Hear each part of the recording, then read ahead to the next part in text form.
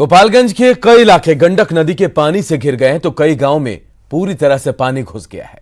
हम इन गांवों की तस्वीरें यहां के लोगों की मुश्किलें आपको दिखाना चाहते थे, इसलिए हमारी टीम ने पानी में पूरी तरह समा चुके गांव जाने का फैसला लिया।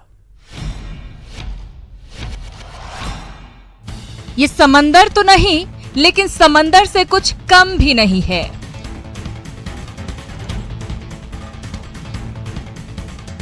ये है गंडक का विकराल रूप।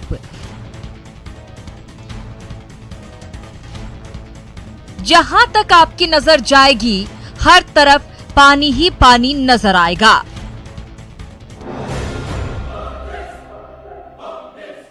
पानी के आगोश में कई गांव समाये हुए हैं। हमारी टीम ने जब पानी में समाये एक गांव में जाने का फैसला किया तो कहीं भी एनडीआरएफ की बोट हमें नहीं दिखी।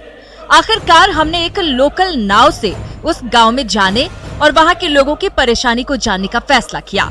मशीन की धड़ धड़ की आवाज के साथ ही हमारी नाव पानी को चीरते हुए आगे बढ़ने लगी। हर तरफ पानी ही पानी था, हर तरफ कुदरत की विनाश लीला थी।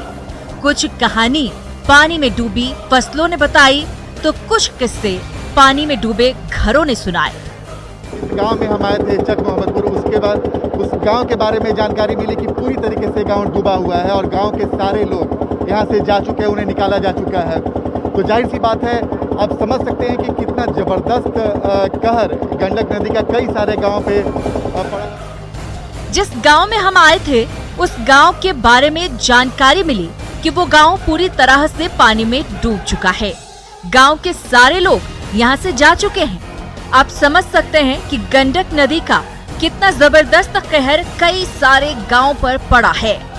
कच्चे घरों की बात ही छोड़ दीजिए, जिनका अपना पक्का मकान था वो भी घर छोड़कर सुरक्षित जगहों पर पलायन करने के लिए मजबूर हो गए, क्योंकि पक्के मकान भी पानी की आगोश में समा गए। कहाँ बा घर? पक्का वाला? सारा सामान ढोल गइल बा, सब घर ढोल गइल बा, रहे के शरण नहीं के भाग गइल बा। पानी हर बार आता है, हर बार अपनी विनाश लीला दिखाता है, लेकिन शासन प्रशासन अपने में मस्त है। उन्हें इन लोगों की फिक्र कहाँ। घर देंगे हर साल बोलते हैं वो लोग, लेकिन अभी तक कोई हम लोगों का नहीं राहत पहुंचता है। पानी के इस अखंड साम्राज्य को चुनौती देने के लिए अगर कोई आता है तो वो हैं दहाड़ी यादव जैसे लोग, जो मुश्किल में फंसे लोगों को अपनी नाव के सहारे मदद पहुंचाते हैं। पानी में फंसे लोगों को सुरक्षित जगहों तक ले जाते हैं। ये नाव लेकर डेंगी लेकर जाते हैं, लोगों को फिर किनारे से लेकर आते हैं। उधर से सब माल जाल बकरी छेर जितना भी है सब आदमी को पशु लोग कई से पार में लेकर आते हैं। हमारी टीम भी इन्हीं की नाव पर सवार होकर लोगों के बीच पहुंची। नाव में पानी भर गया, लोगों ने नाव से पानी निकाला तो नाव आगे बढ़ी। दहाड़ी यादव की नाव अब भी चल रही है, मुश्किल में फंसे लोगों को ढूंढ रही है। गांव का मुखिया बनवा दिया है, डेंगी वैसे पार करते हैं जी। तो देखिए, ये सरदारी यादव वास्तव में यही है जिन्हें योद्धा बोला जाता है। इस फ्लड में जब सरकार के कई लोग नहीं पहुंच रहे थे, सरदारी यादव जैसे नाविक जो अपने नाव के सहारे कई लोगों को लेकर किनारे पहुंचाते हैं। तो सलाम है इन्हें। न्यूज़ 18 का कैमरामैन सुबोध के साथ आनंद अमृतराज, न्यूज़ 18 नेटवर्क, गोपालगंज।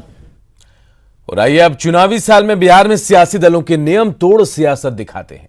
पूरे बिहार में लॉकडाउन लागू है, लेकिन जाप नेता पप्पू यादव इसे शायद नहीं मानते। गुरुवार को वो बाढ़ प्रभावित मधुबनी जिले में गए, जहां भारी संख्या में लोगों की भीड़ जुटी। समर्थकों के साथ वो एक छोटी सभा को भी संबोधित करते दिखे। हालांकि इस दौरान सबसे खास बात ये रही कि पप्पू यादव नाव के काफिले से घूमते दिखे। इसके लिए नाव के ऊपर लाउड स्पीकर लगाया गया था और साथ ही नाव के बीचों बीच कुर्सी लगाई गई थी।